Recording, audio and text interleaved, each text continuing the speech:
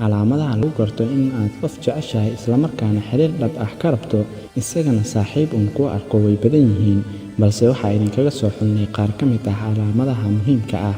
Ma ku galay dareen ah in wiilka ama gabadha aad jeceshahay ay ku gelisay ama uu ku geliyay qadka saaxiibtinimada? Waxay u badan tahay inaad saxan tahay. Waxaan kula wadaagi doonaa qaar ka mid ah calaamadaha lagu garto oo ay tahay inaad il gooni ah u yeelato.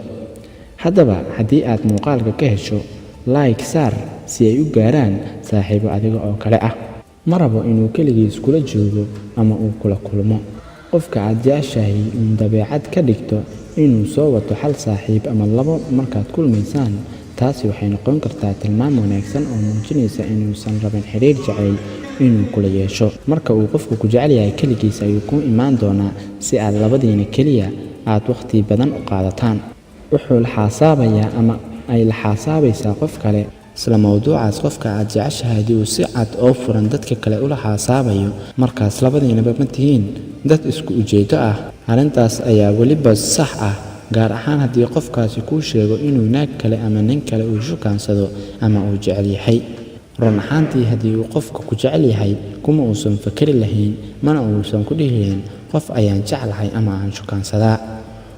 Kuma qanacsana ammaantaada. Waxay u badan tahay in qofka haddii uu kaa helo uu ku farxo kuna raaxaysto inuu maqlo waxyaabaha aad ku jeceshahay sida heblow, heblaayo, qof noocaas ayaa tahay, waan ka helay dabeecadaada, quruxdaada iyo wixii la mid ah.